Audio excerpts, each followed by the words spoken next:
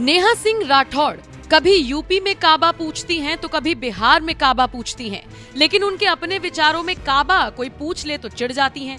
नेहा सिंह राठौड़ की छवि मोदी विरोधी के तौर पर बनी हुई है। कहने को नेहा फोक सिंगर हैं, लेकिन आप उन्हें फोक सिंगिंग कम और पॉलिटिकली एक्टिव ज्यादा पाएंगे। फिर उसमें भी उनका एजेंडा साफ नजर आता है कि बीजेपी या केंद्र की मोदी सरकार को कैसे टारगेट किया जाए।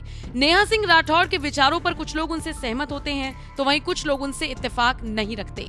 लेकिन हाल ही में नेहा ने एक ऐसा ट्वीट किया जिससे देश के सारे न सिर्फ क्रिकेट प्रेमी बल्कि आम जनता भी भड़क गई। दरअसल नेहा ने क्रिकेट प्रेमियों की तुलना बेरोजगारों से कर दी और फिर इतना लंबा चौड़ा पोस्ट लिखा कि लोगों ने उन्हें भर भर कर कोसना शुरू कर दिया। अब देखिए, हाल ही में भारत ने साउथ अफ्रीका को हराकर T20 वर्ल्ड कप अपने नाम किया। इस शानदार जीत का जश्न पूरा देश मना रहा है। जश्न ऐसा है कि इसे नरेंद्र मोदी भी महसूस कर रहे हैं और राहुल गांधी भी। कहने का मतलब है कि अलग अलग विचारधारा वाले ये दिग्गज नेता भी इस पॉइंट पर आकर एक हो जाते हैं। लेकिन नेहा सिंह राठौड़ ने इस जीत का जश्न तो मनाया ही नहीं, साथ ही साथ जश्न मनाने वालों को बेरोजगार तक बता डाला। नेहा सिंह राठौड़ ने ट्वीट करते हुए लिखा, क्रिकेट प्रेमी अपने रिस्क पर पूरा पढ़ें। क्रिकेट एक बेहद औसत और ओवररेटेड खेल है जिसने देश के युवाओं को भ्रमित और बाकी खेलों को बर्बाद कर दिया है। युवा इस खेल के सुख दुख में अपनी पहचान के संकट से निजात पाने के रास्ते ढूंढ रहे हैं, क्योंकि उन्हें रोजगार और नौकरी मिलने जैसी मीनिंगफुल बातों में कोई स्कोप नहीं दिख रहा है।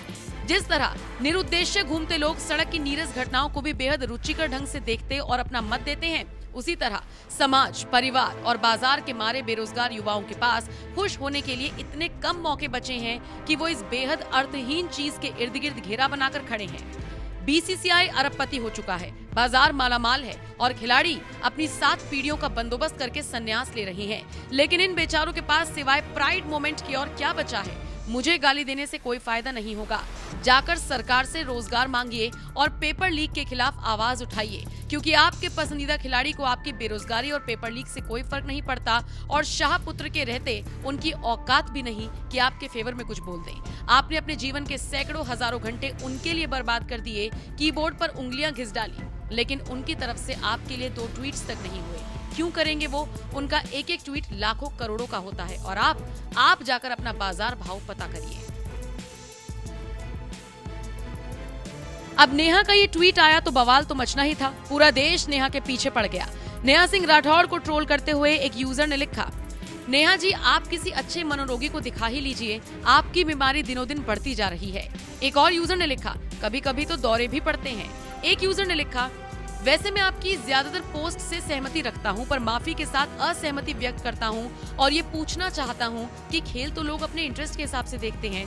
अब अगर वो बेरोजगार हैं तो क्या उन्हें फिल्म देखना, गाने सुनना या एंजॉय करने का कोई अधिकार नहीं है? किसी क्रिकेटर या सिंगर ने किसी बेरोजगार से कहा क्या कि जब तुम मेरा मैच देखोगे तो बदले में मैं तुम्हारे हक के लिए आवाज उठाऊंगा? आवाज उठाना या किसी मुद्दे पर बोलना हमारे अंतरात्मा की आवाज है। ये किसी के प्रति कोई एहसान नहीं है। एक यूजर ने लिखा, तुम्हें कौन गाली देगा नेहा? अब हमें किसी को गाली देना होता है तो नेहा फोक सिंगर बोल देते हैं, लेकिन अब तुमसे नफरत नहीं रही, क्योंकि तुम अब मानसिक विक्षिप्त की श्रेणी में आ गई हो।